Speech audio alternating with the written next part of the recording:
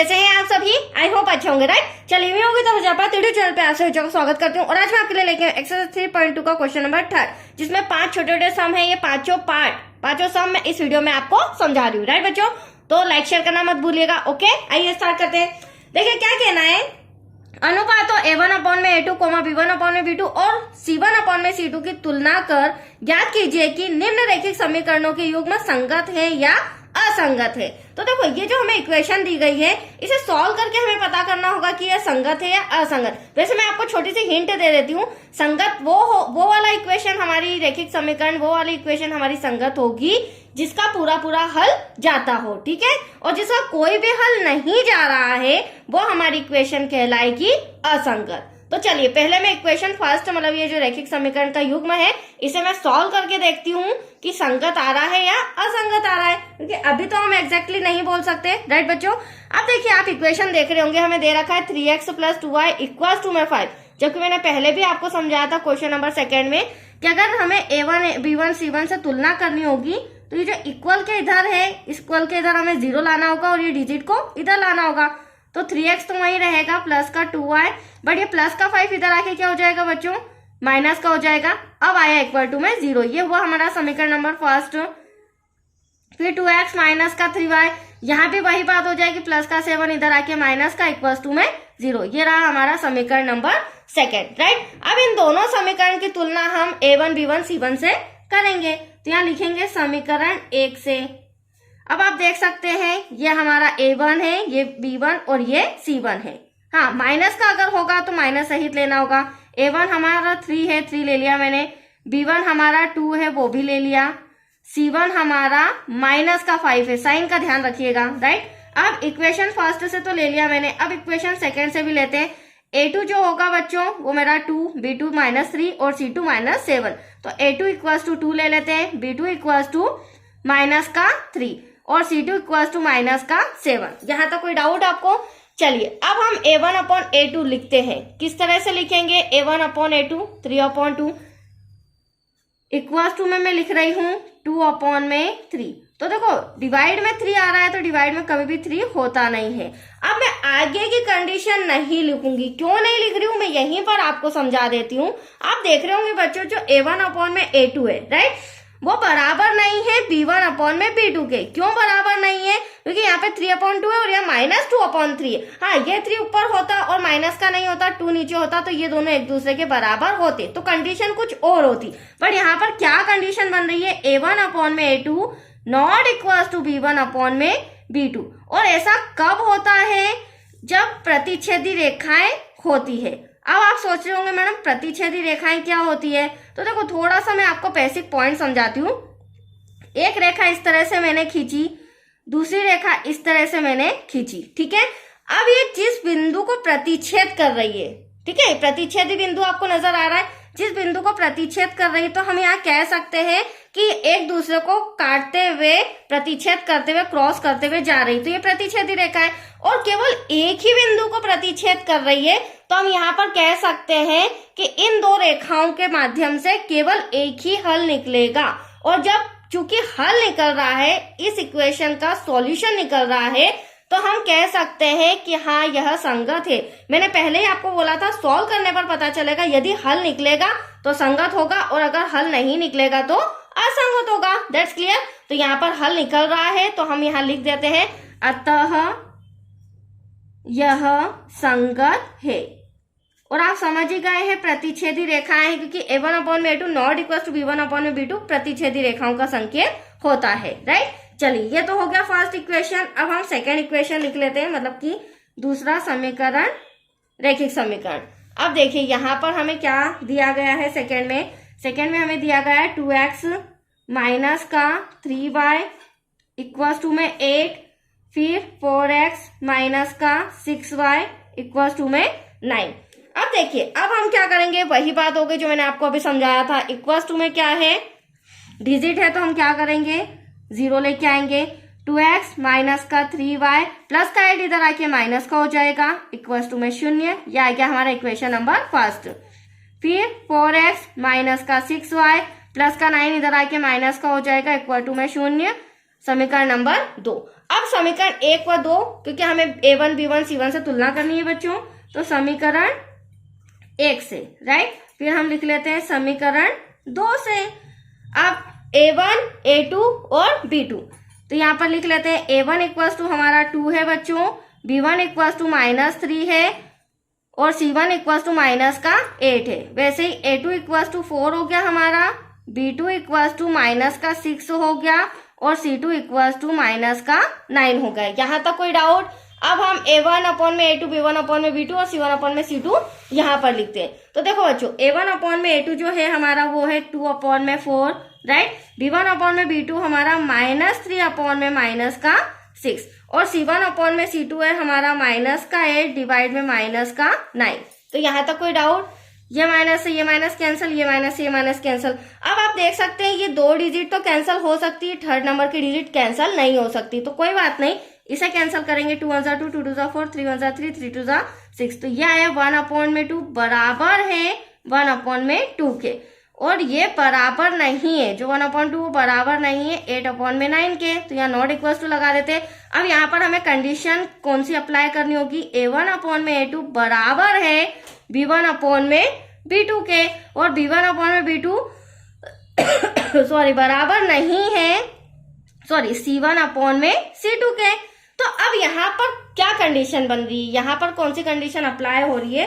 तो यहाँ पर मैं समझा देती हूँ आपको। ये हमारी समांतर रेखाओं की ओर प्रदर्शित कर रहा है। अब आप सोच रहे होंगे मैडम समांतर रेखाएं क्या होती है? तो देखो बच्चों, एक रेखा मैंने आपके सामने यहाँ पर इस तरह से खींची है, ठीक है। दूसरी समांतर रेखा मैंने यहाँ पर खींची है। अब आप देख रहे हैं कि एक दूसरे को काट तो नहीं रही है, ना ही टच कर रही, ना ही कोई प्रतिच्छेद कर रही, और ये रेखा इसी तरह से आगे बढ़ती हो जाएगी, ठीक है, सीक्वेंस में। तो ये क्योंकि सीक्वेंस में क्यों जा रही है? क्योंकि ये समांतर रेखा है, इनके बीच इतनी डिस्टेंस है, और जब आगे बढ़ते हुए भी ये एक दूसरे से नहीं टकरा रही है, कोई प्रतिच्छेदन नहीं हो रहा है, तो यहाँ पर जब कोई प्रतिच्छेद नहीं हो रहा है, क्रॉस कनेक्शन नहीं हो रहा है, तो यहाँ पर कोई भी हल नहीं निकलेगा। कहने का मतलब ये है बच्चों, जब भी समांतर रेखाएं आती है या फिर ये कंडीशन बनती है कि A1 अपॉन में A2 बराबर होता है B1 अपॉन में B2 के, बट B1 अपॉन में B2 not equal to C1 upon में C2, तो यहाँ पर कोई भी हल नहीं होगा। और जब कोई हल नहीं होगा तो हम कह सकते हैं अतः यह असंगत है। That's clear. ये इसलिए बहुत डीप में मैं समझा रही हूँ ताकि आपको वन वर्ड भी आ जाए ऑब्जेक्टिव्स में भी, अगर इस तरह के पॉइंट क्योंकि पूछे जाते हैं choose the correct one word में, तो आपको इजीली आप उसका आंसर दे सकें। That's clear. चलिए, इसका तो हल नहीं है। अब थर्ड नंबर का सम मैं रिटर्न कर लेती हूँ। थर्ड नंबर में हमें क्या दिया गया है? 3 अपॉन में 2x प्लस का साइन 5 अपॉन में 3y, ये 5 है बच्चों, इक्वल्स टू में 7 दे रखा है बच्चों, और 9x minus 10y equals to में 14। आइए अब इसे सॉल्व करते हैं। देखिए वही बात हो गई, इक्वल्स टू में 0 लाना है, 3 अपॉन में 2x प्लस का 5 अपॉन में 3y और प्लस का 7 इधर आके माइनस का हो जाएगा, ये इक्वल्स टू में 0। ये रही हमारी समीकरण नंबर फर्स्ट, राइट।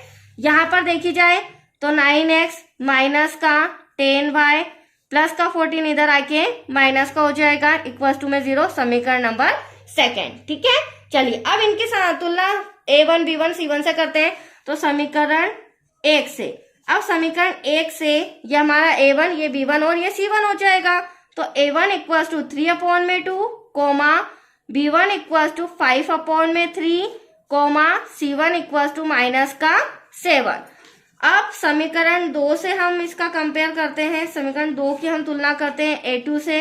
A2 हमारा 9 है बच्चों, B2 हमारा माइनस का 10 है, देन C2 हमारा माइनस का 14 है। Any doubt? चलिए अब हम A1 B1 लिख लेते हैं। तो 3 अपॉन में 2, ध्यान से समझिए, ये मेरा A1 है, बट डिवाइड में हमें क्या लिखना है? 9, तो ये हो जाएगा मल्टीप्लाई में 9 बराबर 5 अपॉन में 3।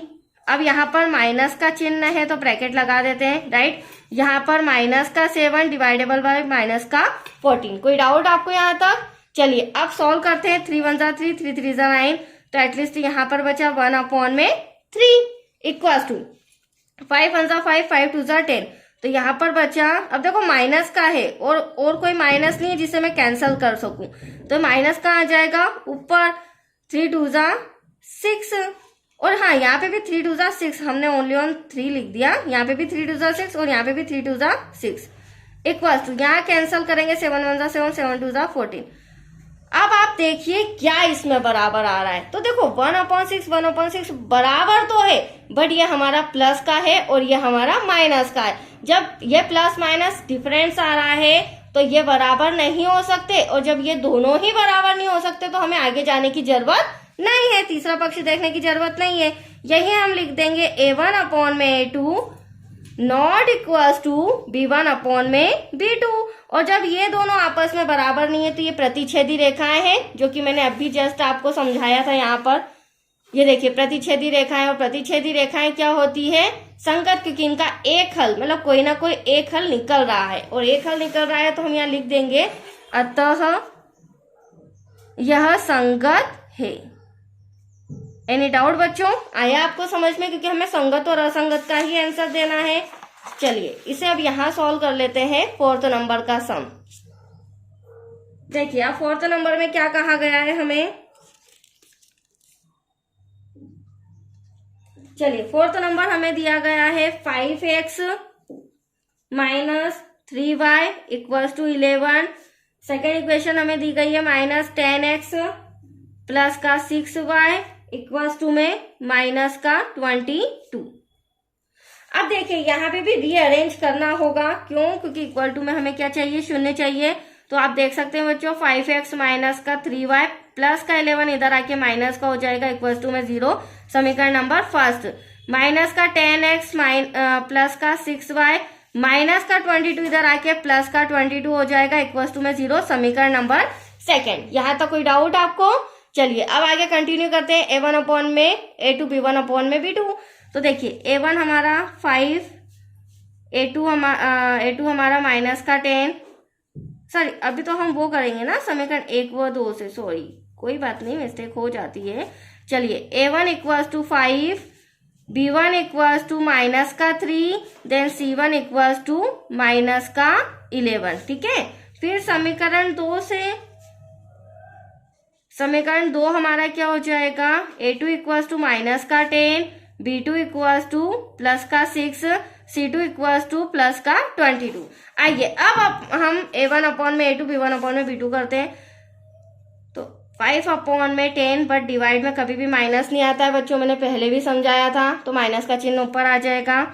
यहाँ पर -3 डिवाइड में 6 इक्वल्स टू -11 डिवाइड में 22। अब 5 1 5, 5 2 10, 3 1 3, 3 2 6, 11 1 11, 11 2 22। तो एटलीस्ट यहाँ पर माइनस का 1/2 आ रहा है, ध्यान से समझिएगा। बराबर में फिर माइनस का 1/2 आ रहा है, फिर बराबर में माइनस का 1/2।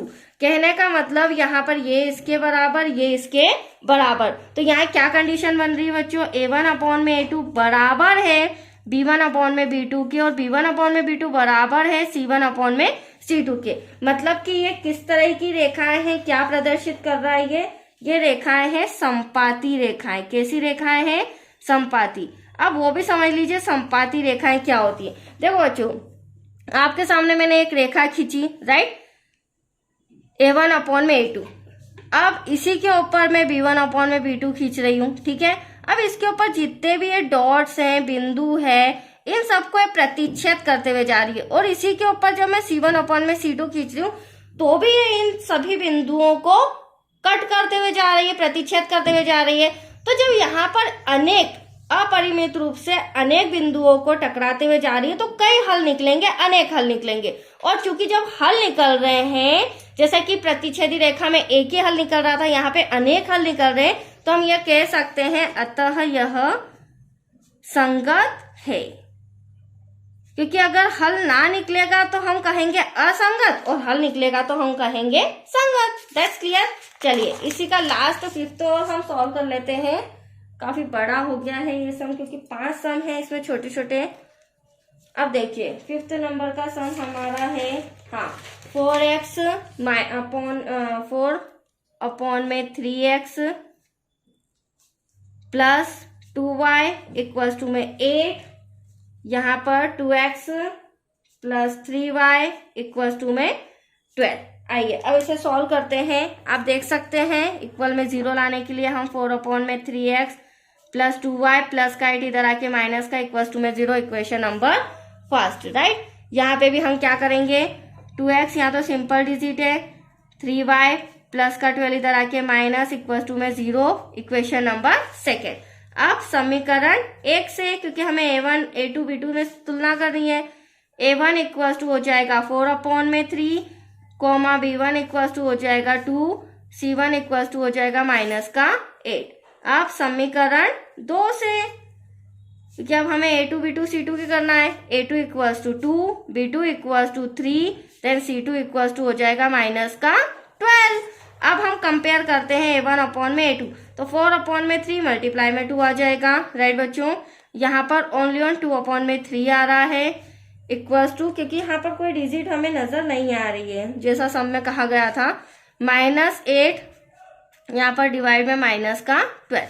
चलिए माइनस से माइनस के आंसर 2 1 2 2 2 4, यहाँ पर बचा 2/3। ध्यान से समझते जाइए। इक्वल्स टू में भी आप देख सकते हैं, यहाँ पर भी बचा 2/3 इक्वल्स टू 4 2 8 4 3 12, तो यहाँ पर भी बचा 2/3। तो आप जस्ट अभी देख के आए हैं, जब तीनों कंडीशंस इक्वल होती है, मतलब कि a1/a2 equals to b1/b2 equals to c1/c2, जब तीनों बराबर आते हैं तो ये हमारी समपाती रेखाएं हैं, राइट। और समपाती रेखाएं जब आ रहा है, वही मैंने जो अभी रेखा आपको खींच के बताई थी, और अनेक डॉट प्रतिच्छेद करते हुए जा रहे हैं, तो यहाँ पर अनेक हल निकलेंगे, राइट। और अनेक हल निकलेंगे तो हम कह सकते हैं अतः यह संगत है। That's your answer. तो आया आपको समझ में बच्चों। सम थोड़ा बड़ा था क्योंकि छोटे छोटे पास सम सॉल्व करने थे। ये कंप्लीट हो चुका है आज के लिए, इतना ही। ओके, थैंक यू बच्चों।